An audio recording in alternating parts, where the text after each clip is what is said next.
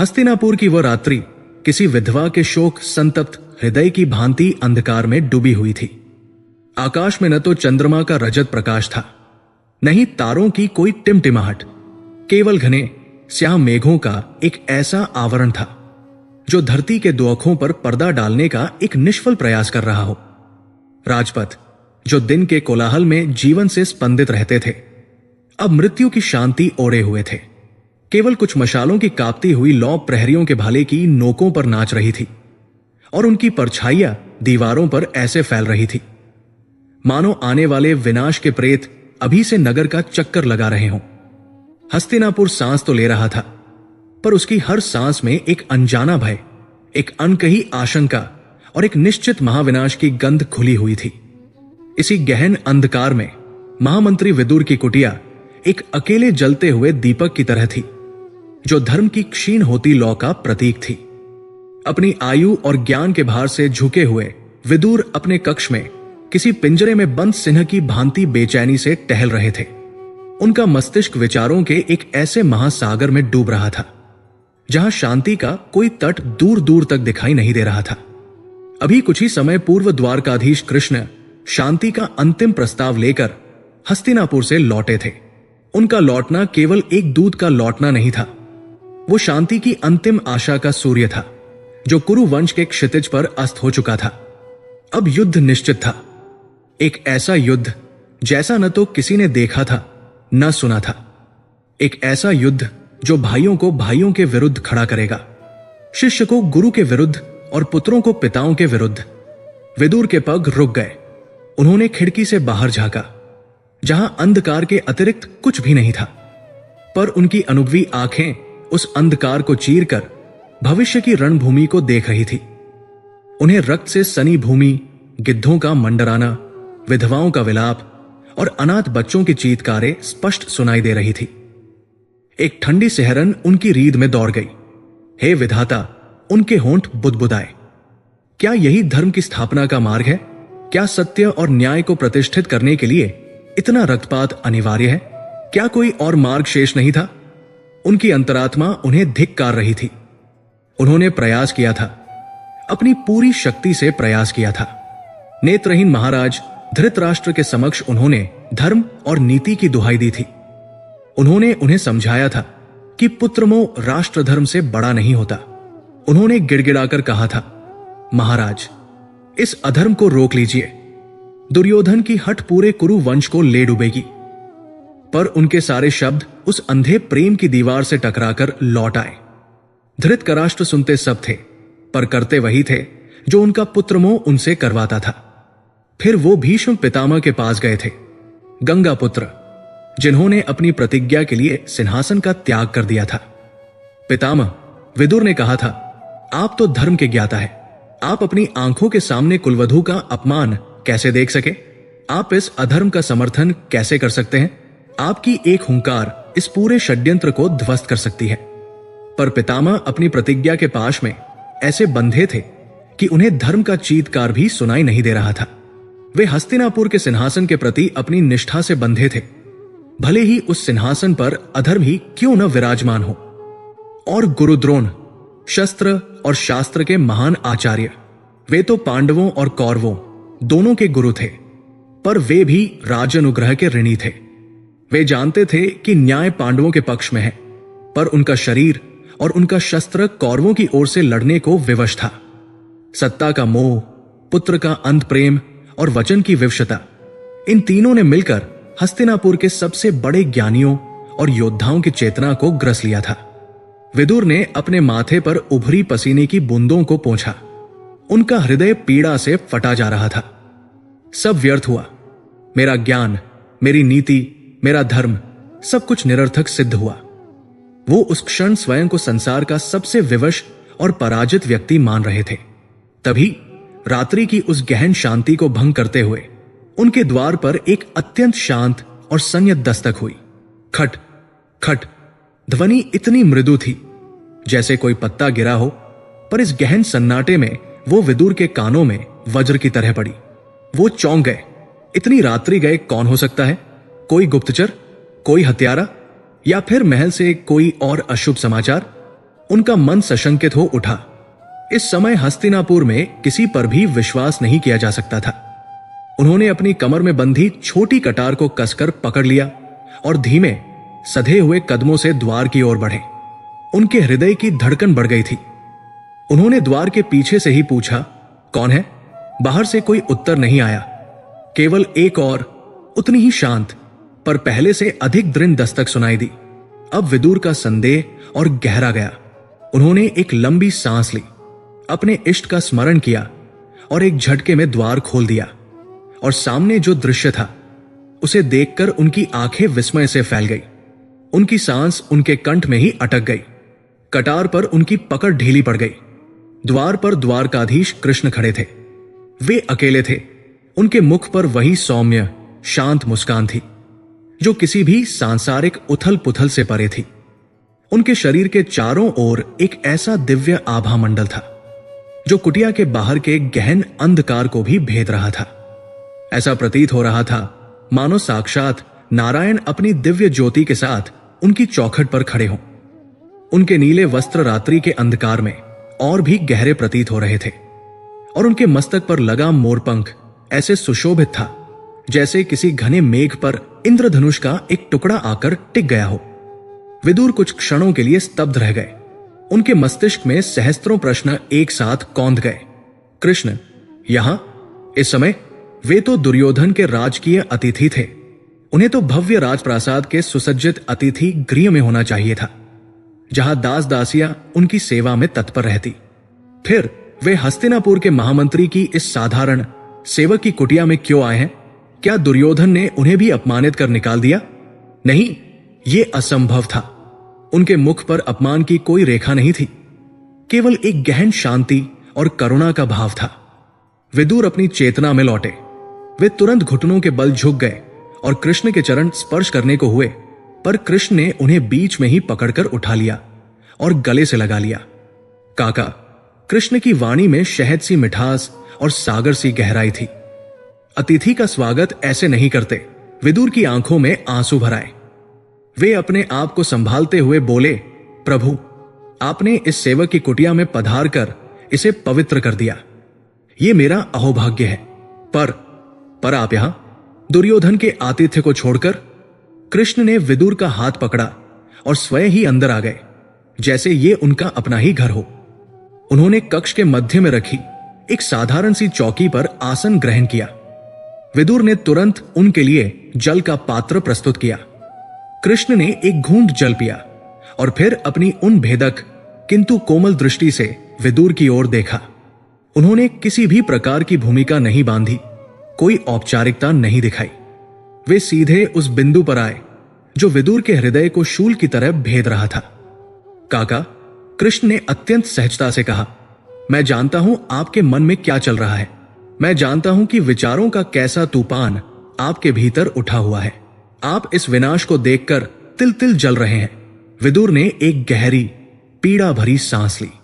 कृष्ण की उपस्थिति ने जैसे उनके वर्षों से दबे हुए दुख के बांध को तोड़ दिया था।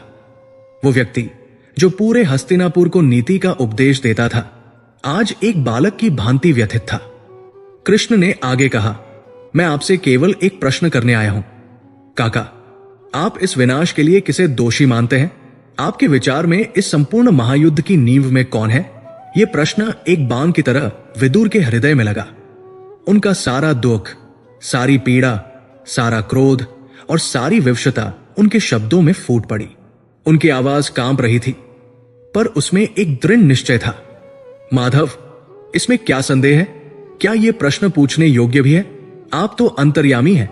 आप सब जानते हैं, इस पूरे विनाश का, इस आसन्न सर्वनाश का एक ही केंद्र है, एक ही धुरी है, और वो है दुर्योधन। विदुर आवेश में खड़े हो गए।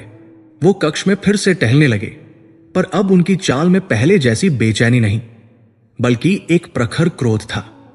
उसका अहंकार जो आकाश को छू रहा है, जो किसी भी धर्म या मर्यादा को स्वीकार नहीं करता। उसकी ईर्ष्या वो पांडवों के ऐश्वर्य और कीर्ति से ऐसे जलता है जैसे सूखी लकड़ी अग्नि से जलती है। उसने अपने भाइयों को कभी भाई नहीं समझा, केवल अपना प्रतिद्वंद्वी माना। और उसकी क्रूरता, कौन भूल सकता है वो द्यूत सभा?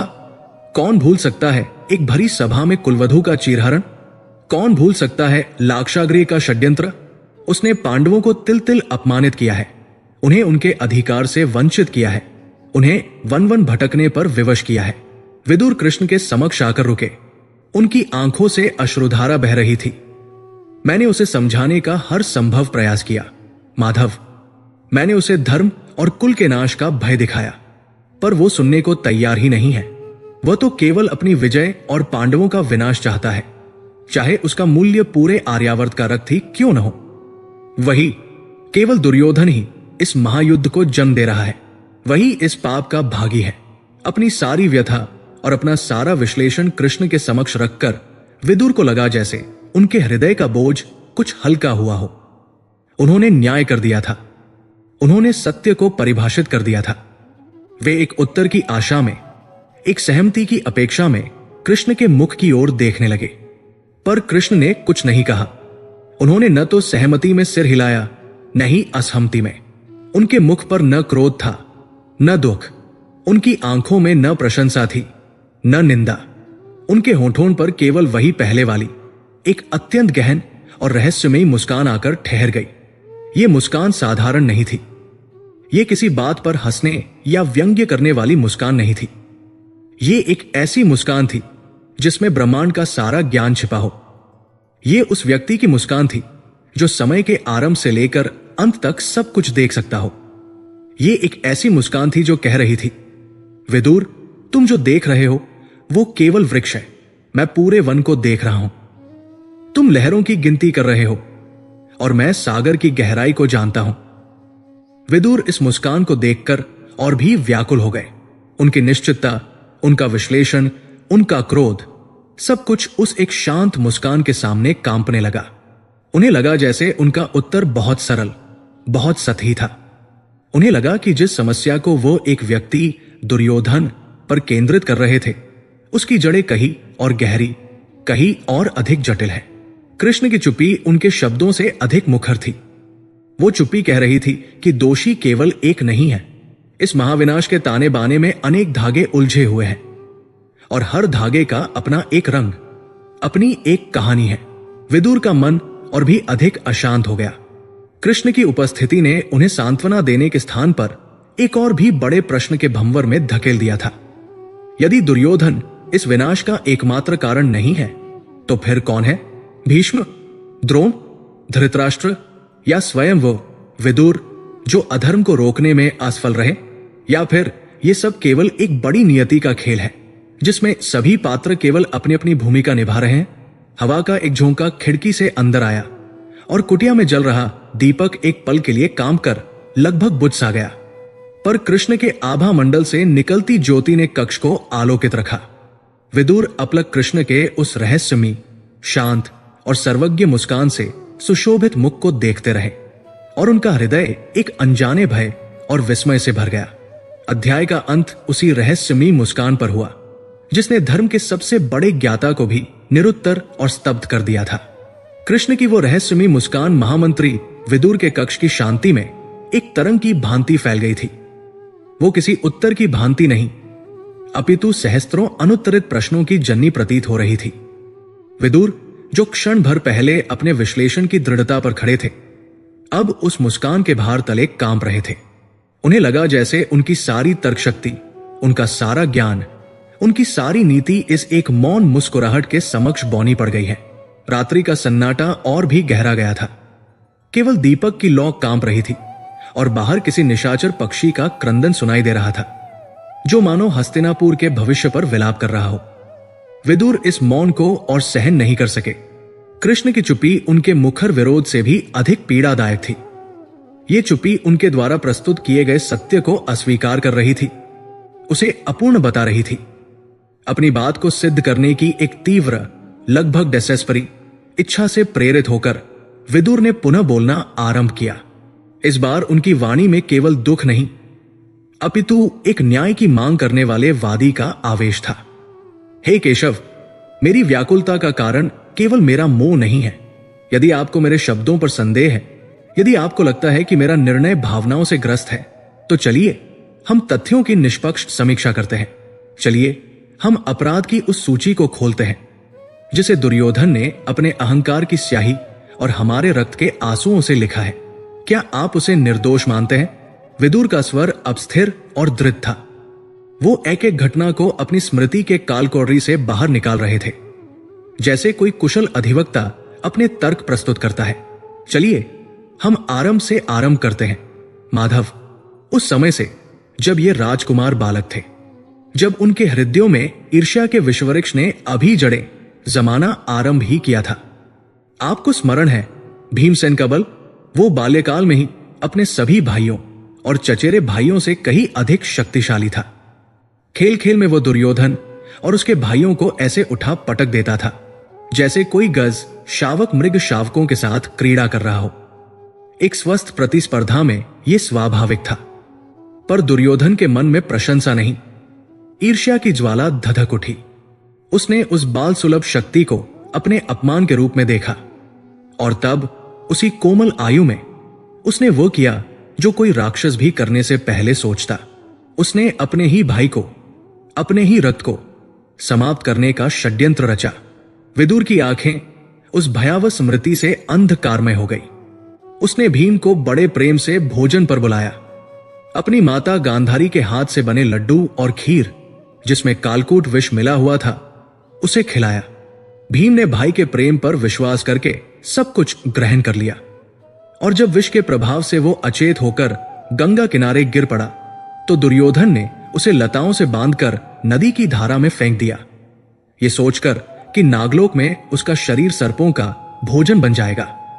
बताइए माधव, जो बालक अपनी क्रीड़ा के साथ ही अपने भाई को विष दे सकता है, क्या उसके हृदय में धर्म का कोई अंश शेष रह सकता है?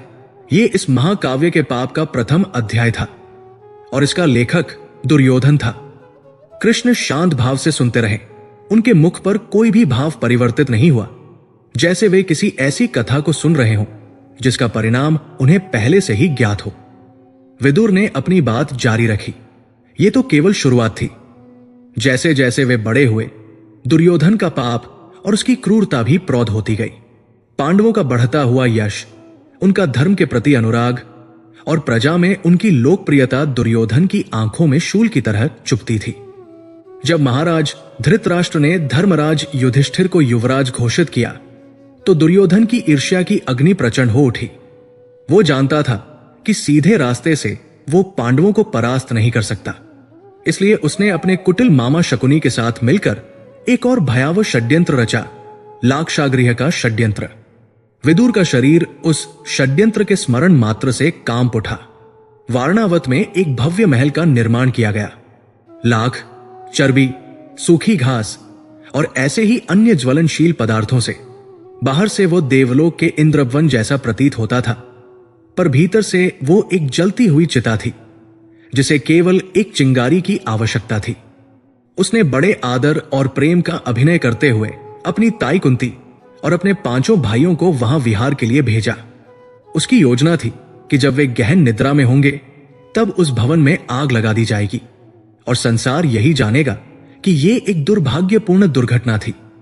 वो एक ही वार में अपने मार्ग के 5 कांटों और उनकी जड़ अर्थात माता कुंती को समाप्त कर देना चाहता था।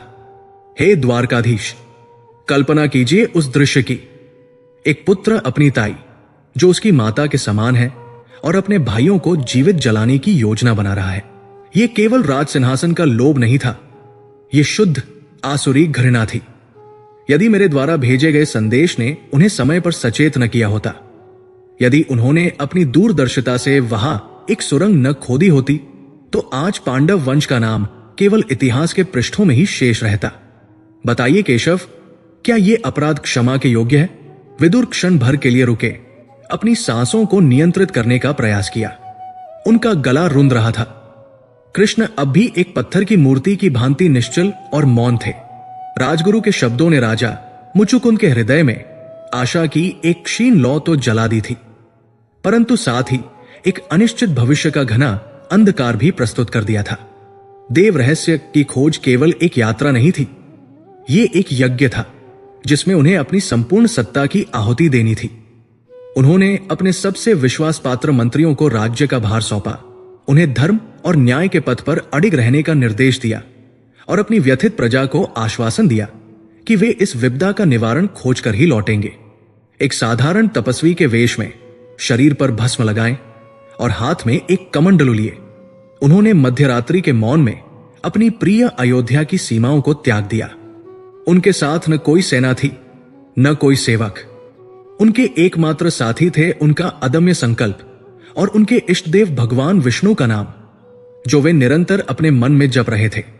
उनकी यात्रा उत्तर दिशा की ओर थी, उस हिमवंत प्रदेश की ओर जिसे देवभूमि कहा जाता था, जहां आकाश और पृथ्वी का मिलन होता है और जहां मनुष्य की पहुंच समाप्त हो जाती है। मार्ग सरल नहीं था। उन्होंने तपते हुए मरुस्थल पार किए, जहां सूर्य की अग्नि रेत को दहकते अंगारों में बदल देती थी और मृगमरीचिकाएं आशा का झूठा छलावा दिखाती थी। उन्होंने घने अंधकारपूर्ण जंगलों को पार किया, जहां हिंसक पशुओं की गर्जनाएं और अदृश्य प्राणियों की फुसफुसाहटें हर पग पर मृत्यु का भय दिखाती थी। उन्होंने उफनती हुई नदियों को अपनी भुजाओं के बल पर पार किया, जिनकी बर्फीली धाराएं उनके शरीर को सुन्न कर देती थी। उन्होंने ऊंचे ऊंचे पर्वत लांघे, जिनके नुकीले शिखर बादलों को चीरते हुए आकाश में विलीन हो जाते थे। कई सप्ताहों तक कंदमूल और झरनों का जल ही उनका आहार था। उनका राजसी शरीर, जो कोमल शैया का आदि था, अब कठोर चट्टानों पर विश्राम करता था। इस कठिन तपस्या ने उनके शरीर को कृश कर दिया, परंतु उनके संकल्प को और भी अधिक प्रज्वलित कर दिया। वे अपने व्यक्तिगत कष्टों को भूल चुके थे।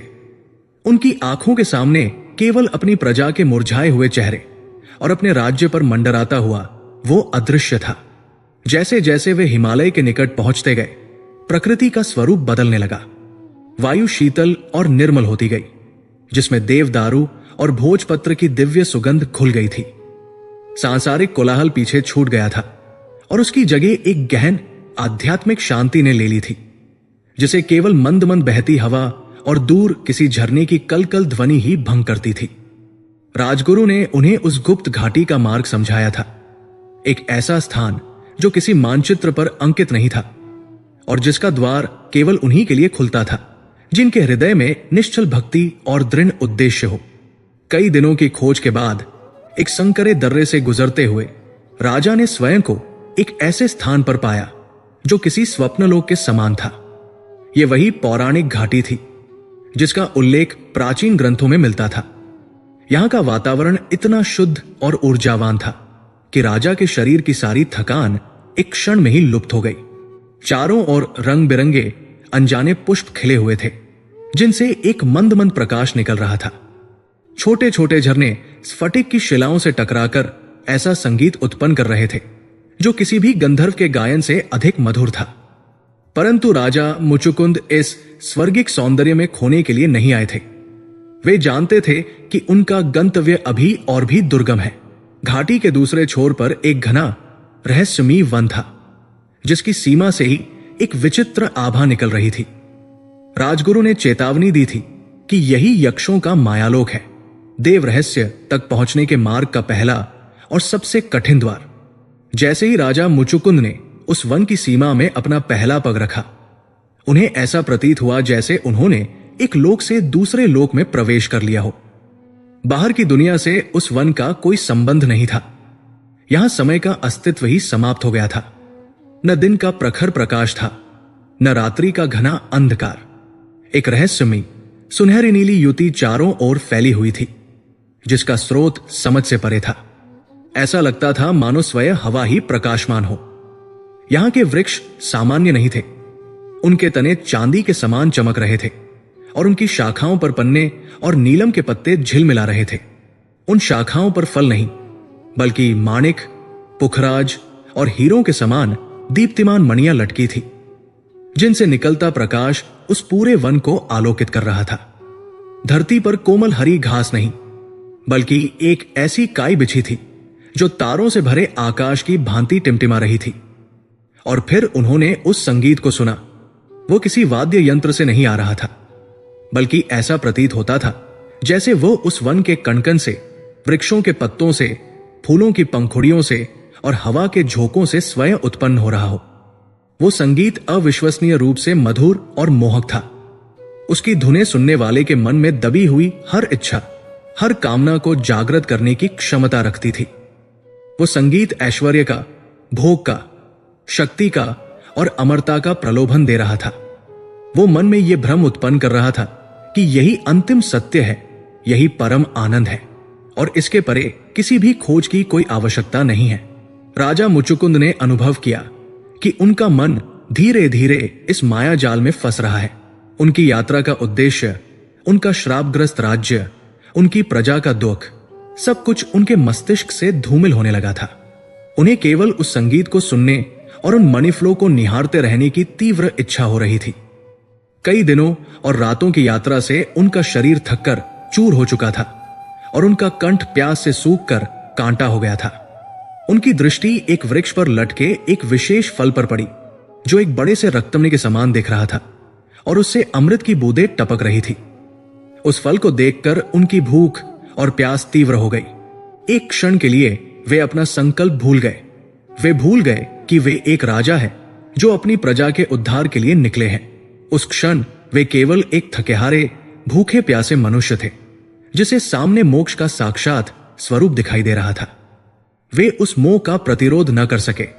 जैसे ही उन्होंने उस फल को तोड़ने के लिए अपना हाथ आगे बढ़ाया, उस मायालोक का वास्तविक स्वरूप प्रकट हो गया। एक भयानक कंपन के साथ संपूर्ण जंगल कांप उठा। वो मधुर संगीत एक कर्णभेदी चीत्कार में बदल गया। वे दीप्तिमान वृक्ष काले, कांटेदार ठूंठों में परिवर्तित हो गए, जिनकी शाखाएं किसी दानव की भुजाओं की तरह राजा की ओर लपक रही थी। मणि के समान चमकने वाले फल अब मानव खोपड़ियों के समान दिखने लगे, जिनकी खाली आंखों से एक भयावह अंधकार झांक रहा था। वो टिमटिमाती हुई काई अब दलदल में बदल गई थी, जिसमें से सड़ांत की दुर्गंध उठ रही थी। वो सुनहरी नीली युति लुप्त हो गई और चारों ओर एक ऐसा घुटन भरा अंधकार छा गया जिसे केवल उन भयावह आकृतियों से निकलती धीमी पिशाची रोशनी ही भेद रही थी। कृष्ण का प्रश्न उस शांत कक्ष में एक शिला की भांति गिरा और उसकी तरंगों ने विदुर की चेतना के शांत सरोवर को झकझोर कर रख दिया। वो प्रश्न एक साधारण जिज्ञासा नहीं था, वो सत्य को उजागर करने वाला एक वज्र था, जिसने विदुर के संपूर्ण विश्लेषण, उनके संपूर्ण क्रोध की दिशा को ही बदल दिया था। हस्तिनापुर के सिंहासन पर कौन बैठा था? उत्तर इतना सरल था कि एक बालक भी दे सकता था, पर उस सरलता में ही एक ऐसा गहरा और भयावह सत्य छिपा था जिसे देखने का साहस आज तक स्वयं विदुर ने भी नहीं किया था। कक्ष में एक अजीब सी भारी खामोशी छा गई। यह खामोशी रिक्त नहीं थी, ये उन अनकहे शब्दों, उन दबे हुए सत्यों और उन अनदेखी की गई चेतावनियों से भरी हुई थी जो वर्षों से हस्तिनापुर के राजप्रासाद की दीवारों में गूंज रही थी। विदुर की आंखों के सामने दृश्य घूमने लगे, जैसे किसी नाटक के अंक एक एक कर मंच पर आ रहे हों। पर अब वो इन दृश्यों को एक महामंत्री की दृष्टि से नहीं, बल्कि कृष्ण के प्रश्न की भेदक दृष्टि से देख रहे थे। उन्हें अपने ज्येष्ठ भ्राता धृतराष्ट्र का चेहरा दिखाई दिया, जम से नेत्रहीन पर एक विशाल साम्राज्य के स्वामी। उन्हें स्मरण आया वो दिन जब पहली बार दुर्योधन का जन्म हुआ था। जन्म लेते ही वो शिशु साधारण बालकों की भांति रोया नहीं था, बल्कि किसी गीदड़ की भांति अशुभ स्वर में हुआ हुआ करने लगा था। उस दिन समस्त प्रकृति ने अपशकुन के संकेत दिए थे। स्वयं विदुर ने और अन्य मनीषियों ने हाथ जोड़कर महाराज धृतराष्ट्र से प्रार्थना की थी, महाराज, ये बालक कुल का नाशक होगा। धर्म की रक्षा के लिए इस एक पुत्र का त्याग कर दीजिए, अन्यथा ये आपके 100 पुत्रों और समस्त कुरु वंश के विनाश का कारण बनेगा। पर धृतराष्ट्र ने क्या किया? उन्होंने अपने कानों को बंद कर लिया। पुत्रमों की पहली पट्टी उसी दिन उनकी चेतना पर बंध गई थी। उन्होंने कहा था, नहीं विदुर, ये मेरा ज्येष्ठ पुत्र है, मेरे अंधकारमय जीवन का पहला प्रकाश। मैं इसका त्याग नहीं कर सकता। वो प्रकाश नहीं, एक चिंगारी थी जो एक दिन पूरे वंश को भस्म करने वाली थी, पर नेत्रहीन पिता उसे देख न सका। कृष्ण, जो विदुर के मन में चल रहे इस द्वंद्व को अपनी योगमाया से देख रहे थे, ने अपनी शांत पर दृढ़ वाणी से उस खामोशी को तोड़ा। उनकी आवाज में कोई आरोप नहीं था, केवल सत्य का सहज प्रवाह था। काका, अपराध का वृक्ष केवल अपराधी के हाथों से नहीं उगता, वो उस भूमि पर फलता फूलता है जिसे मौन रहकर सींचा जाता है। आप दुर्योधन को इस विनाश का केंद्र मानते हैं और आपका तर्क अपनी सीमा में सत्य भी है, पर क्या कोई पौधा बिना भूमि के, बिना पोषण के स्वयं इतना विशाल विषवृक्ष बन सकता है? कृष्ण क्षण भर के लिए रुके, अपने शब्दों को विदुर की आत्मा में उतरने का अवसर दिया। फिर उन्होंने अपनी बात आगे बढ़ाई। अपराध तो वहां भी होता है जहां अपराधी को रोका नहीं जाता। शक्ति और अधिकार का होना एक महान उत्तरदायित्व है, और उस उत्तरदायित्व से विमुख होना उस अपराध से भी बड़ा पाप है जिसे रोकने की आप में सामर्थ्य थी। कृष्ण की दृष्टि सीधी विदुर पर थी, पर उनके शब्द जैसे किसी और को संबोधित थे जो वहां उपस्थित न होकर भी उस कक्ष के कण-कण में व्याप्त था। सिंहासन पर बैठा एक अंधा राजा। चलिए हम दुर्योधन के अपराधों की सूची पर पुनः दृष्टि डालते हैं, पर इस बार एक नए दृष्टिकोण से। जब वारणावत में ज्वलनशील पदार्थों से लाक्षागृह का निर्माण हो रहा था, तो क्या वह किसी गुप्त स्थान पर हो रहा था? नहीं, वो एक राजकीय परियोजना थी। उसके लिए धन राजकोष से गया था। उसके लिए कारीगर राज्य द्वारा नियुक्त किए गए थे। तो क्या हस्तिनापुर के गुप्तचर इतने अक्षम थे? क्या राज्य की प्रशासनिक व्यवस्था इतनी पंगु हो गई थी कि स्वयं महाराज को यह सूचना नहीं थी कि उनके भतीजों और भाभी के लिए एक मृत्यु गृह का निर्माण हो रहा है? और यदि उन्हें सूचना थी, जो कि अवश्य ही थी, तो उन्होंने उसे रोकने के लिए क्या किया? कुछ नहीं। विदुर की देह में एक कंपी दौड़ गई। उन्हें स्मरण आया कि उन्होंने स्वयं दबे शब्दों में महाराज को इस षड्यंत्र के विषय में सचेत करने का प्रयास किया था, पर धृतराष्ट्र ने सदा ही उनकी बातों को यह कहकर टाल दिया था, विदुर, तुम व्यर्थ ही दुर्योधन पर संदेह करते हो। वो अपने भाइयों से बहुत प्रेम करता है। यह प्रेम नहीं, अपने पुत्र के पापों पर पर्दा डालने का एक कुत्सित प्रयास था जिसे वे देख नहीं पाए थे। कृष्ण की वाणी और भी गंभीर हो गई और वह द्यूत क्रीड़ा, काका, क्या वह किसी चोर की भांति रात्रि के अंधकार में आयोजित की गई थी? नहीं, वो हस्तिनापुर की राजसभा में दिन के उजाले में समस्त गुरुजनों और संबंधियों के समक्ष हुई थी। राजसभा में किसी भी आयोजन के लिए किसकी अनुमति की आवश्यकता होती है? राजा की। तो क्या वो उनकी अनुमति के बिना हुआ?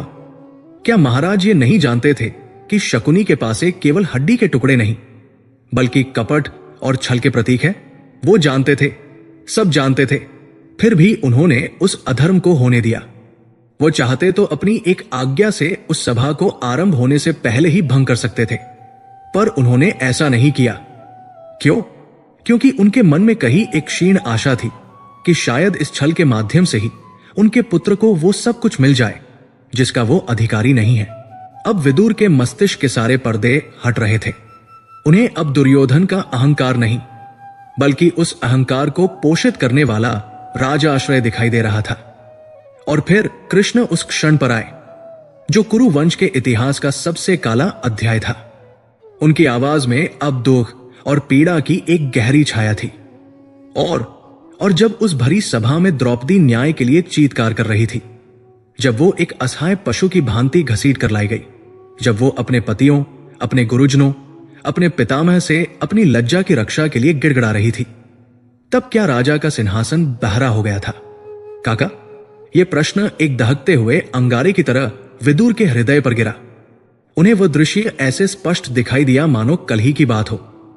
द्रौपदी की वो करुण पुकार, क्या इस सभा में कोई भी धर्म जीवित नहीं है? क्या पितामह भीष्म, गुरु द्रोण, महामंत्री विदुर और स्वयं महाराज धृतराष्ट्र के होते हुए एक कुलवधू का ऐसा अपमान होगा? वो पुकार किसी व्यक्ति से नहीं थी, वो सिंहासन से थी, वो न्याय की सर्वोच्च पीठ से थी। उस दिन कृष्ण ने लगभग फुसफुसाते हुए कहा, उस दिन उस सभा में बहुत से लोग अंधे, बहरे और गूंगे हो गए थे, काका, पर सबसे बड़े अंधे, बहरे और गूंगे वह थे जो सिंहासन पर विराजमान थे। उन्होंने अपनी आंखों से तो कुछ नहीं देखा, पर क्या अपने कानों से भी कुछ नहीं सुना? उन्होंने द्रौपदी का चीत्कार सुना, उन्होंने दुशासन का अट्टहास सुना, उन्होंने अपने पुत्रों के पापी बोल सुने, और उन्होंने सुना अपनी कुलवधू का वह प्रश्न जो इतिहास उनसे सदैव पूछता रहेगा। पर उन्होंने उत्तर में क्या किया? वो चुप रहे, मौन। कृष्ण अब अपनी चौकी से उठ खड़े हुए और कक्ष में धीरे धीरे टहलने लगे। उनकी हर पदचाप जैसे धृतराष्ट्र के अपराध पर एक मोहर लगा रही थी। दुर्योधन तो अपनी ईर्ष्या और क्रोध में अंधा था, यह सत्य है। उसकी आत्मा पर घृणा और महत्वाकांक्षा का ऐसा पर्दा पड़ा हुआ था कि उसे धर्म का ज्ञान ही नहीं रहा। किंतु महाराज धृतराष्ट्र, उनकी आंखों पर तो केवल जंग से पट्टी बंधी थी। काका, वो एक शारीरिक विवशता थी, नियति का विधान था, जिसके लिए संसार उनसे सहानुभूति रखता था। पर उन्होंने तो अपने मन पर, अपनी चेतना पर और सबसे बढ़कर अपने राजधर्म पर भी पुत्रमोह की एक और मोटी पट्टी बांध ली थी। और यह पट्टी उनकी स्वयं की चुनी हुई थी। यह नियति का नहीं, उनके अपने निर्णय का परिणाम था। उन्होंने हर बार दुर्योधन के अधर्म को यह कहकर अनदेखा किया कि वो अभी बालक है। उन्होंने हर बार उसके पापों पर यह कहकर पर्दा डाला कि पांडवों को थोड़ा सहन कर लेना चाहिए, वे तो बड़े हैं। उन्होंने कभी राजा बनकर न्याय नहीं किया। वे सदैव एक अंधे पिता बनकर अपने कुपुत्र का पक्ष लेते रहे। उन्होंने सिंहासन की गरिमा को भुला दिया और उसे केवल अपने पुत्र की इच्छाओं को पूरा करने का एक साधन बना दिया। कृष्ण विदुर के समक्ष आकर रुके। उनकी दृष्टि में अब एक अटल निश्चय था। उन्होंने उस अंतिम सत्य को प्रकट किया जो सभी सत्यों का सार था। एक साधारण व्यक्ति का मौन उसकी विवशता हो सकता है काका, पर एक राजा का मौन नहीं। जब राज्य में अधर्म हो रहा हो तो राजा का मौन उस अधर्म को दी गई मौन स्वीकृति होता है। जब कोई दुर्बल न्याय की गुहार लगा रहा हो तो राजा का मौन उस दुर्बल की हत्या के समान होता है। जब कोई अपराधी दंड के भय के बिना अपराध कर रहा हो तो राजा का मौन उस अपराधी को दिया गया राज संरक्षण होता है। एक राजा का मौन उसकी स्वीकृति होता है काका। ये अंतिम वाक्य एक मंत्र की भांति उस कक्ष में गूंजता रहा। एक राजा का मौन उसकी स्वीकृति होता है। विदुर सन्न रह गए। उनका शरीर पत्थर का हो गया था। कृष्ण ने उनके समक्ष एक ऐसा आईना रख दिया था जिसमें हस्तिनापुर की त्रासदी का वास्तविक और भयावह चेहरा दिखाई दे रहा था।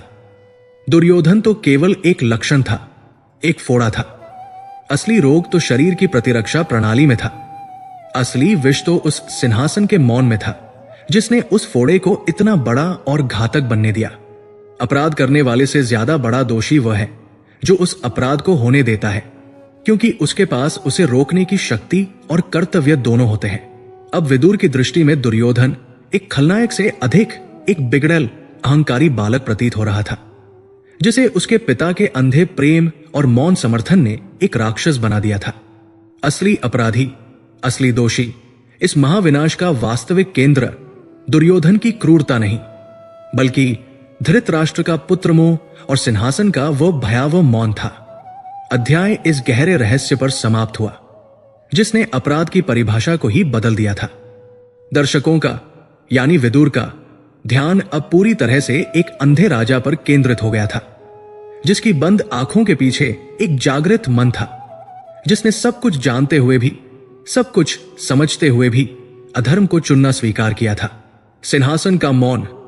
कृष्ण के अंतिम शब्द महामंत्री विदुर के कक्ष के नीरव वातावरण में प्रतिध्वनित होते रहे, जैसे किसी विशाल घंटे पर अंतिम प्रहार के बाद भी उसकी गूंज बनी रहती है। यह गूंज केवल ध्वनि नहीं थी, ये एक ऐसा सत्य था जो विदुर की आत्मा के रेशे रेशे में उतर रहा था। उनकी दृष्टि शून्य में कहीं टिक गई थी, पर उनका मन अतीत के एक ऐसे गहरे कुएं में उतर रहा था जहां स्मृतियों के काले सर्प कुंडली मारे बैठे थे। अब तक वह इन सर्पों को दुर्योधन का विष मानते आए थे, पर आज कृष्ण ने उन्हें उस हाथ की ओर देखने को विवश कर दिया था जो इन सर्पों को वर्षों से दूध पिला रहा था।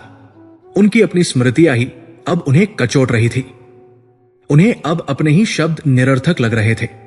वो जो क्रोध दुर्योधन के लिए था वो अब दिशाहीन हो रहा था, एक ऐसे लक्ष्य की ओर मुड़ रहा था जिसे वो कभी अपना शत्रु मान ही नहीं सकते थे। उनके अपने ज्येष्ठ भ्राता हस्तिनापुर के महाराज धृतराष्ट्र। उन्हें स्मरण आया कितनी ही बार उन्होंने महाराज को अकेले में समझाने का प्रयास किया था। महाराज, दुर्योधन की हठ कुल के लिए शुभ नहीं है। और हर बार उत्तर क्या मिला था? विदुर, तुम चिंता मत करो, वो अभी बालक है, बड़ा होकर सब समझ जाएगा। वो बालक कभी बड़ा ही नहीं हुआ, और उसकी नासमझियों का आकार इतना विशाल हो गया कि अब वो पूरे साम्राज्य को निगलने को तैयार खड़ा था। उन्हें स्मरण आया वो दिन जब गुरु द्रोण ने सभी राजकुमारों की परीक्षा ली थी, जब अर्जुन ने चिड़िया की आंख पर अचूक निशाना लगाया था और सर्वश्रेष्ठ धनुर्धर कहलाया था। उस दिन दुर्योधन ईर्ष्या से जल उठा था। उसने अपने पिता के समक्ष जाकर कहा था, पिताश्री, ये गुरुद का पक्षपात है। वो पांडु के पुत्रों से अधिक स्नेह करते हैं। एक राजा को क्या करना चाहिए था? उसे अपने पुत्र को समझाना चाहिए था कि योग्यता पक्षपात नहीं होती, कि उसे भी परिश्रम से योग्यता अर्जित करनी चाहिए। पर धृतराष्ट्र ने क्या किया? उन्होंने दुर्योधन के सिर पर हाथ फेरकर कहा, चिंता मत करो पुत्र, तुम मेरे ज्येष्ठ पुत्र हो। हस्तिनापुर का सिंहासन तुम्हारा ही है। एक धनुर्धर की कला सिंहासन पर बैठने के अधिकार से बड़ी नहीं होती। उस दिन एक पिता ने अपने पुत्र के परिश्रम को नहीं, उसके अहंकार को सींचा था। विदुर का हृदय पीड़ा से भर गया। वो स्वयं को धिक्कार रहे थे। वो इन सब घटनाओं के साक्षी थे, पर उन्होंने विरोध के स्थान पर केवल परामर्श का मार्ग चुना, जो हर बार ठुकरा दिया गया। उनकी अंतरात्मा के इस मौन कोलाहल को पढ़ते हुए कृष्ण ने अपनी सौम्य वाणी से पुनः उस शांति को भंग किया। इस बार उनकी वाणी में एक कहानी थी, एक दृष्टांत था, जो जटिल सत्य को सरल रूप में प्रस्तुत करने की अद्भुत क्षमता रखता था। काका, कृष्ण ने कहा, उनकी आवाज किसी शांत नदी के प्रवाह की भांति थी। कल्पना कीजिए, एक अत्यंत उपजाऊ खेत है। उस खेत का स्वामी एक किसान है, जो उस भूमि से बहुत प्रेम करता है। एक दिन कोई उसे एक बीज देता है। किसान जानता है कि यह बीज एक विषैले पौधे का है, जिसके फल न केवल कड़वे होंगे बल्कि प्राणघातक भी। अब बताइए, दोषी कौन है? वह बीज जिसका स्वभाव ही विषैला होना है, या वो किसान जिसने ये जानते हुए भी कि बीज विषैला है, उसे अपनी प्रिय भूमि में बोया, उसे अपने स्नेह के जल से सींचा, उसे सुरक्षा की बाड़ लगाकर पाला और उसे एक छोटे से अंकुर से एक विशाल विषवृक्ष बनने दिया। ये कहानी नहीं, एक दर्पण था, जिसमें हस्तिनापुर के खेत का चित्र स्पष्ट दिखाई दे रहा था। विदुर चुपचाप उस दृष्टांत के गहरे अर्थ में डूब गए। कृष्ण ने उनके मौन को अपनी स्वीकृति समझा और अपनी बात को सीधे उस बिंदु पर ले आए जहां सारे सूत्र आकर जुड़ते थे। वो रुके और सीधे विदुर की उन व्यथित आंखों में देखकर बोले, जिनमें अब अपने भ्राता के लिए एक नई पीड़ा जन्म ले रही थी। दुर्योधन वो विषवृक्ष है, इसमें कोई संदेह नहीं। उसका स्वभाव, उसकी प्रकृति, उसकी ईर्ष्या, सब कुछ विष से भरा हुआ है। उसने जो भी फल दिए हैं, चाहे वो लाक्षागृी हो, द्यूत क्रीड़ा हो या चीरहरण, वे सब प्राणघातक ही सिद्ध हुए हैं। आपने उस वृक्ष के विष की सही पहचान की है काका। क्षण भर के लिए विदुर को लगा कि कृष्ण उनकी बात से सहमत हो रहे हैं, पर अगली ही पंक्ति ने उनके इस भ्रम को तोड़ दिया। पर इस बीज को बोया किसने? कृष्ण का यह प्रश्न अब कोई रहस्य नहीं, बल्कि एक स्थापित तथ्य की पुनः पुष्टि थी। किसने इस विषैले अंकुर को भूमि में स्थान दिया? जब बचपन में भीम के साथ हुए विवाद में दुर्योधन अन्याय पर होता था, तब उसकी अनुचित मांग को किसने पूरा किया? जब वो पांडवों के प्रति अपमानजनक शब्द कहता था, तो किसने उसे डांटने के स्थान पर उसके सिर पर स्नेह से हाथ फेरा? उसके हर अधर्म पर किसने ये कहकर पर्दा डाला कि वे तो भाई भाई हैं, आपस में सुलझ जाएंगे? किसने उसे बार बार, हर दिन, हर घड़ी ये महसूस कराया कि युवराज होने के नाते वो इस राज्य का स्वामी है, कि नियम और धर्म उस पर नहीं बल्कि दूसरों पर लागू होते हैं? किसने उसे ये अटूट विश्वास दिलाया कि वो कोई भी पाप कर ले, कोई भी अधर्म कर ले, अंत में उसका पिता हस्तिनापुर का महाराज उसे हमेशा बचा लेगा? कृष्ण का हर शब्द एक भारी हथौड़े की तरह था, जो धृतराष्ट्र के पुत्रमों से बने सुरक्षा कवच को तोड़ रहा था। वह किसान, कृष्ण ने अपनी बात को अंतिम निष्कर्ष तक पहुंचाते हुए कहा, जिसने इस विष के बीज को हस्तिनापुर की पवित्र भूमि में बोया, जिसने उसे अपने अंधे स्नेह के जल से सींचा, जिसने उसे राजसत्ता के संरक्षण की बाड़ लगाकर सुरक्षित रखा और जिसके कारण आज वो एक ऐसा महाकाय विषवृक्ष बन चुका है जो अपनी छाया में आने वाले हर व्यक्ति को नष्ट कर देना चाहता है। वो किसान स्वयं महाराज धृतराष्ट्र थे। अब कक्ष में कोई रहस्य शेष नहीं था, कोई भ्रम नहीं था, केवल एक नग्न, कठोर और भयावह सत्य था। दुर्योधन का अपराध एक परिणाम था। वो उस विषैले वृक्ष का फल था जिसे सब देख सकते थे, चख सकते थे और उसकी निंदा कर सकते थे। पर असली कारण, उस अपराध की जड़, वो भूमि और वो किसान था जो अदृश्य था, जो सिंहासन के पीछे छिपा था। असली कारण दुर्योधन की क्रूरता नहीं, बल्कि उसे पोषित करने वाला धृतराष्ट्र का अंधा पुत्रमोह था। विदुर को अब सब कुछ स्पष्ट दिखने लगा था। धृतराष्ट्र की शारीरिक नेत्रहीनता तो केवल एक आवरण थी। उनकी असली अंधता तो उनके मन में थी, उनकी चेतना में थी। वो जानते थे कि पांडव धर्म पर हैं। वो जानते थे कि उनका पुत्र अधर्म की राह पर है, पर उन्होंने कभी भी राजा के रूप में निर्णय नहीं लिया।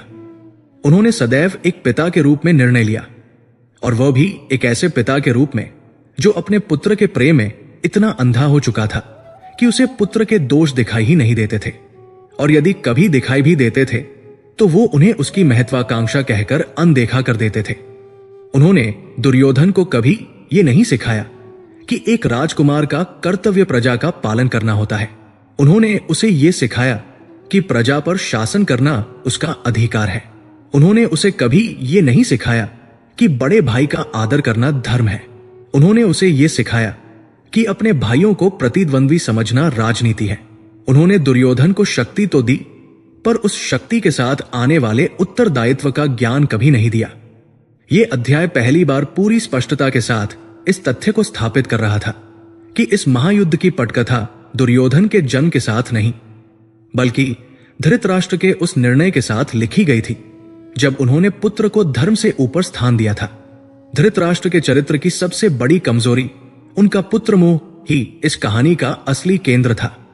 वही इस विषवृक्ष का बीज और किसान दोनों था। दुर्योधन तो केवल उस मोह का एक भयानक और विनाशकारी विस्तार मात्र था। कृष्ण ने विदुर के मन से अपराधी का मुखौटा हटाकर असली अपराधी का चेहरा दिखा दिया था, और वो चेहरा किसी और का नहीं, बल्कि स्वयं हस्तिनापुर के मौन, नेत्रहीन और मोह में डूबे महाराज का था।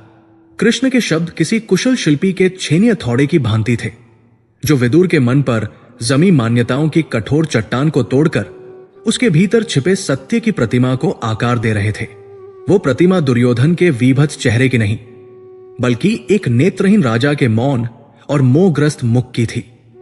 विदुर अब उस बिंदु पर पहुंच चुके थे जहां क्रोध का स्थान एक गहरी विषादपूर्ण समझ ने ले लिया था। उन्हें अब यह ज्ञात हो रहा था कि हस्तिनापुर की जड़ों में जो विष फैला है वो केवल दुर्योधन की ईर्ष्या का विष नहीं, बल्कि सिंहासन के कर्तव्य त्याग का, उसके अकर्म का विष है।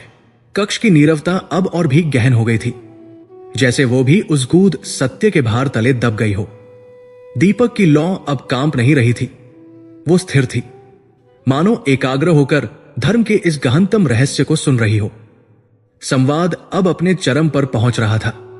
यह केवल दो व्यक्तियों के बीच की वार्ता नहीं रह गई थी, यह धर्म और अधर्म, कर्म और अकर्म के बीच का शाश्वत संवाद था, जो युगों युगों से हर मनुष्य की अंतरात्मा में चलता आया है।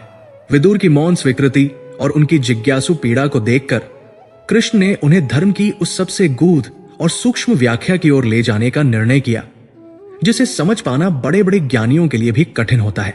उनकी वाणी में अब न तो कोई कहानी थी, न कोई दृष्टांत। अब उसमें वेद की ऋचाओं जैसी गंभीरता और उपनिषदों जैसा गहन दर्शन था। विदुर, कृष्ण ने कहा, और उनकी आवाज में एक ऐसी सार्वभौमिकता थी मानो वो केवल विदुर से नहीं, अपितु आने वाले समस्त युगों से बात कर रहे हों। संसार में पाप के कई रूप हैं। चोरी, हिंसा, असत्य, ये सब पाप है।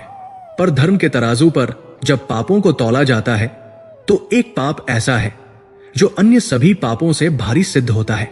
संसार में कर्म का पाप तो फिर भी क्षमा किया जा सकता है, प्रायश्चित की अग्नि में उसे भस्म करने का एक अवसर रहता है, पर अकर्म का पाप अक्षम्य है। अकर्म, ये शब्द विदुर के कानों में किसी अनसुने मंत्र की भांति गूंजा। अकर्म अर्थात कर्म न करना। कर्म न करना पाप कैसे हो सकता है? कर्म करना ही तो बंधन का कारण है, ऐसा तो वो शास्त्रों में पढ़ते आए थे।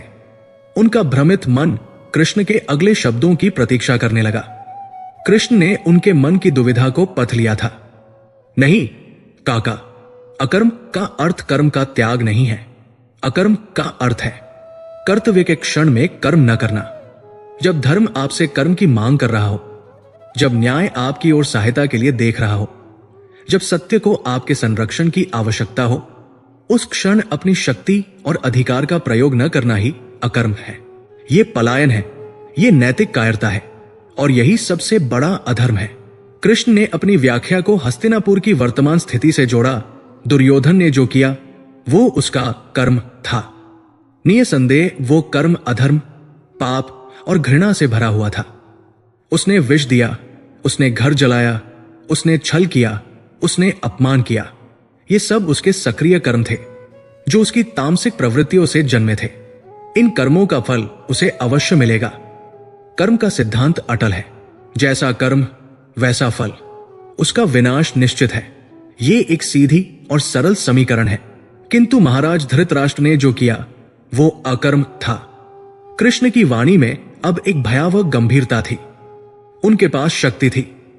वो केवल एक पिता नहीं, एक सम्राट थे। हस्तिनापुर का कण कण उनकी आज्ञा के अधीन था।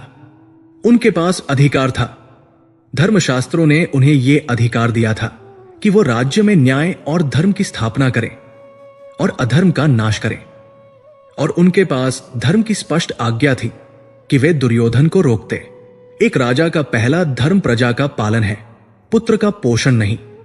एक पिता का पहला धर्म पुत्र को सत्य का मार्ग दिखाना है, उसके अधर्म पर पर्दा डालना नहीं। पर जब भी कर्म करने का क्षण आया, जब भी धर्म ने उनसे एक निर्णय की मांग की, वे हर बार चुप रहे। उन्होंने अकर्म का मार्ग चुना। कृष्ण अब उस सिंहासन के अपराधों का विश्लेषण कर रहे थे जो कभी किया ही नहीं गया। सोचिए काका, उनका केवल एक निर्णय, केवल एक कठोर आदेश इतिहास की इस रक्तरंजित धारा को मोड़ सकता था। जिस दिन दुर्योधन ने भीम को विष दिया था, उसी दिन यदि महाराज धृतराष्ट्र एक पिता की भांति नहीं बल्कि एक राजा की भांति व्यवहार करते, यदि वह दुर्योधन को युवराज पद के अधिकार से वंचित कर देते और उसे दंड स्वरूप कुछ वर्षों के लिए गुरुकुल वापस भेज देते, तो क्या होता?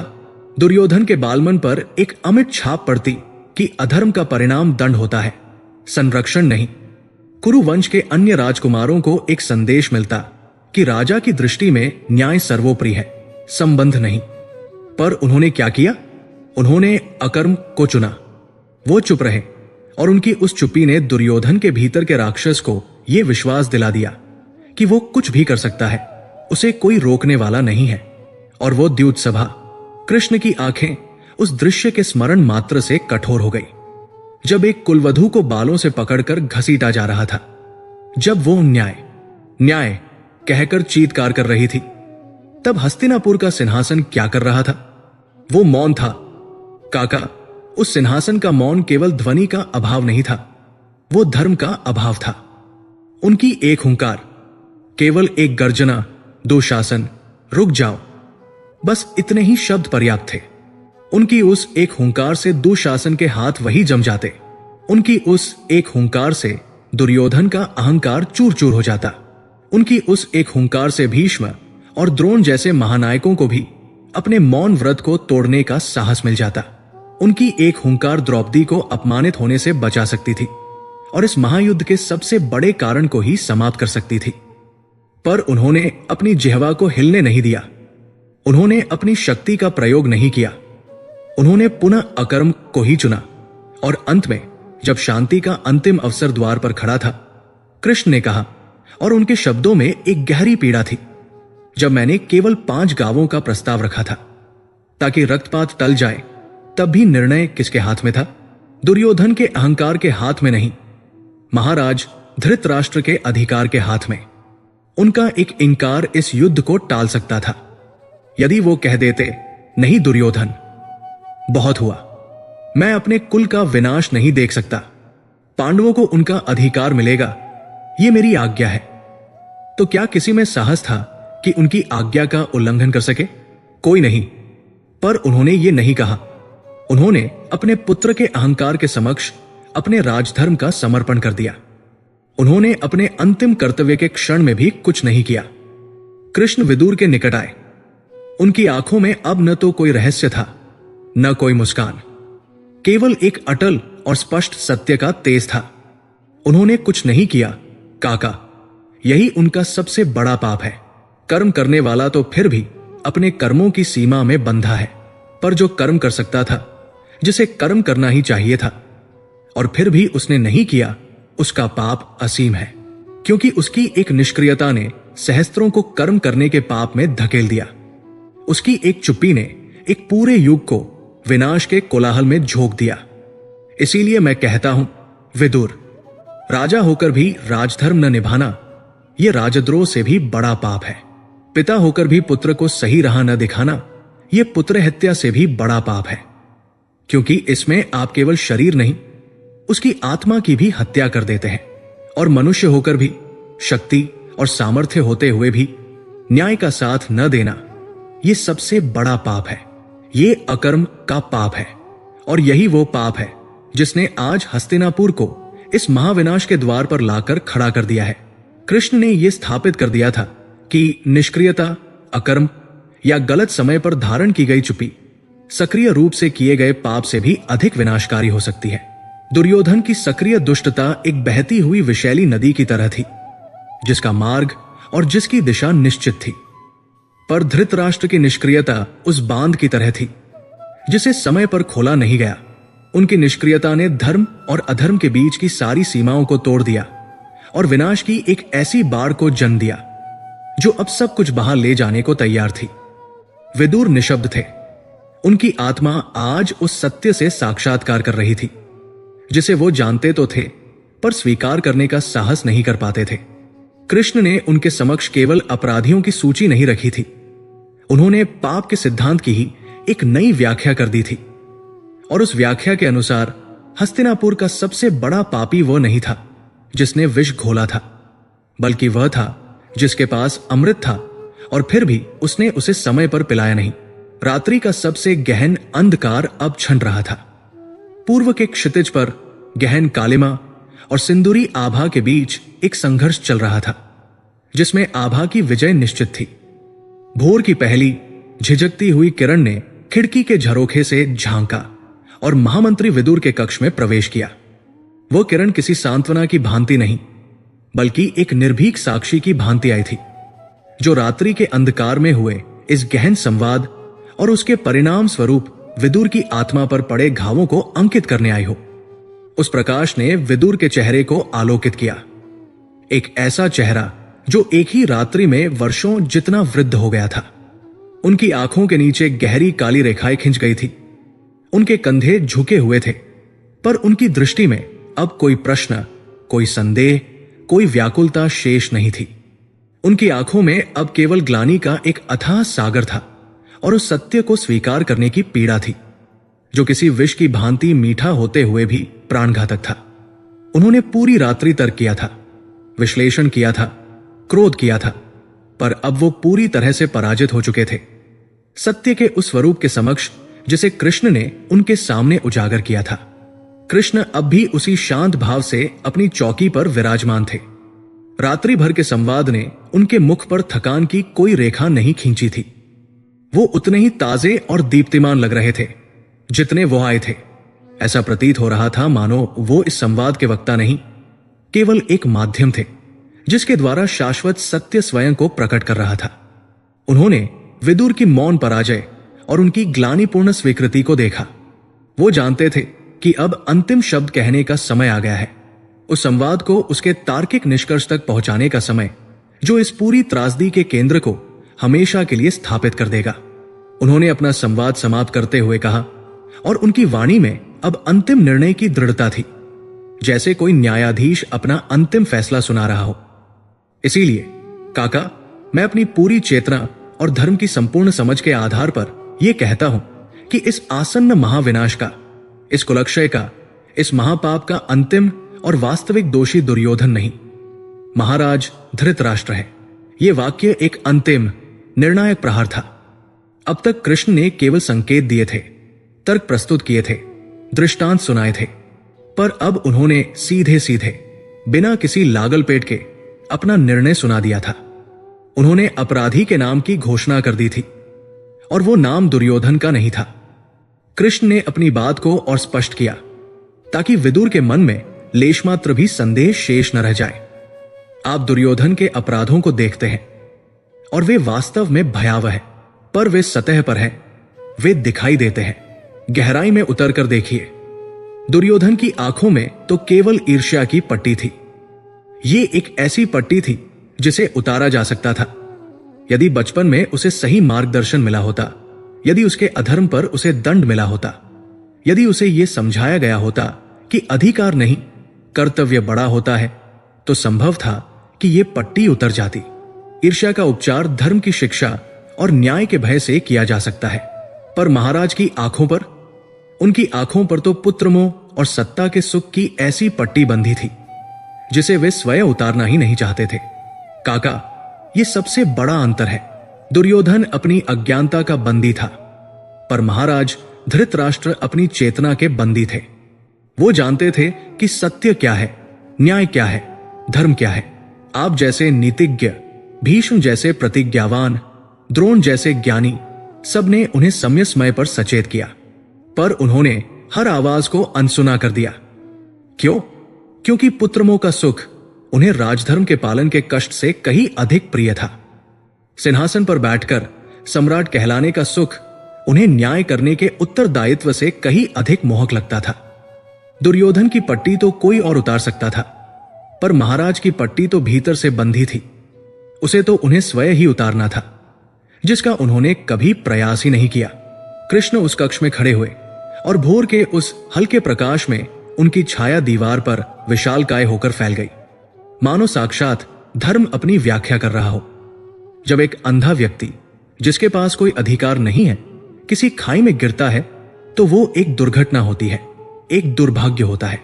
पर जब एक अंधा व्यक्ति जिसके हाथ में पूरे राज्य की बागडोर है जानबूझकर अपनी हट के कारण पूरे राज्य को ही एक अंधी खाई में धकेल रहा हो, तो दोष उसकी शारीरिक विकलांगता का नहीं, उसकी मानसिक विकलांगता का होता है। महाराज धृतराष्ट्र की शारीरिक अंधता तो उनकी नियति थी, पर उनकी मानसिक अंधता उनका स्वयं का चयन था, और अपने चयन के लिए प्रत्येक व्यक्ति स्वयं ही उत्तरदायी होता है। अब कृष्ण ने उस रिश्ते के मर्म पर प्रहार किया जो इस पूरी त्रासदी का केंद्र था, पिता और पुत्र का रिश्ता। आप दुर्योधन को एक स्वतंत्र इकाई के रूप में देखते हैं काका, पर वो स्वतंत्र नहीं है, वो एक अभिव्यक्ति है, एक परिणाम है। दुर्योधन शरीर है तो धृतराष्ट्र उसकी आत्मा है। शरीर तो आत्मा के निर्देश पर ही चलता है। दुर्योधन की ईर्ष्या, उसका क्रोध, उसका अहंकार, ये सब उसी आत्मा की इच्छाओं का प्रकटीकरण है जो स्वयं नेत्रहीन होने के कारण इस संसार का भोग अपने पुत्र की आंखों से, अपने पुत्र के माध्यम से करना चाहती थी। धृतराष्ट्र स्वयं कभी राजा के सुख को पूर्ण रूप से भोग नहीं पाए, क्योंकि वो देख नहीं सकते थे। उन्होंने अपनी इस अतृप्त इच्छा को दुर्योधन पर आरोपित कर दिया। दुर्योधन जो भी चाहता था वो वास्तव में धृतराष्ट्र की ही कोई दबी हुई इच्छा होती थी। इसीलिए उन्होंने उसे कभी रोका नहीं, क्योंकि अपने पुत्र को रोकना अपनी ही आत्मा को रोकने जैसा था। इस युद्ध की नींव कृष्ण ने अपने अंतिम और सबसे शक्तिशाली तर्क को प्रस्तुत करते हुए कहा, कुरुक्षेत्र की भूमि पर नहीं रखी गई है। इस युद्ध की नींव उस दिन या उस क्षण भी नहीं रखी गई जब द्रौपदी का अपमान हुआ। नहीं, इस युद्ध की नींव बहुत पहले उसी दिन रख दी गई थी, जिस दिन हस्तिनापुर के राजप्रासाद के भीतर एक पिता ने एक राजा के कर्तव्यों पर विजय पाली थी। जिस दिन एक अंधे पिता के मोह ने एक सम्राट के विवेक को पराजित कर दिया था। जिस दिन उन्होंने ये निर्णय ले लिया था कि कुल का धर्म, राज्य का न्याय और मानवता का भविष्य, ये सब उनके एक पुत्र के हठ और उसकी प्रसन्नता से छोटे हैं। अधर्म का बीज उसी दिन बो दिया गया था, बाकी सब तो केवल उस बीज का वृक्ष बनने की प्रक्रिया मात्र है। बस संवाद समाप्त हो चुका था। सत्य अपने पूर्ण और नग्न स्वरूप में प्रकट हो चुका था। विदुर अब और सहन नहीं कर सके। कृष्ण के अंतिम शब्दों ने उनके भीतर बची हुई शक्ति के अंतिम कण को भी सोख लिया था। उनकी ग्लानि, उनकी पीड़ा, उनकी विवशता, सब कुछ आंसुओं के रूप में उनकी आंखों से फूट पड़ा। वो अपने घुटनों के बल गिर पड़े और किसी कटे हुए वृक्ष की भांति कृष्ण के चरणों में गिर पड़े। उनके दोनों हाथ कृष्ण के चरणों से लिपट गए और उनका सिर उन चरणों पर टिक गया। उनके कंठ से शब्द नहीं निकल रहे थे, केवल सिसकियां निकल रही थी। एक ऐसे व्यक्ति की सिसकियां जिसने अपना पूरा जीवन जिस कुल की सेवा में लगा दिया, आज उसी कुल के विनाश के असली कारण को पहचान लिया था। और वो कारण कोई बाहरी शत्रु नहीं, बल्कि घर का मुखिया ही था। उन्हें अपना उत्तर मिल गया था। वो पूरी रात्रि जिस प्रश्न से जूझते रहे थे, उसका स्पष्ट, निर्विवाद और भयावह उत्तर उनके सामने था। हस्तिनापुर के विनाश की यह भयावह पटकथा दुर्योधन की क्रूर लेखनी ने नहीं, बल्कि उसके पिता के मौन और अंधे प्रेम की कांपती हुई उंगलियों ने लिखी थी।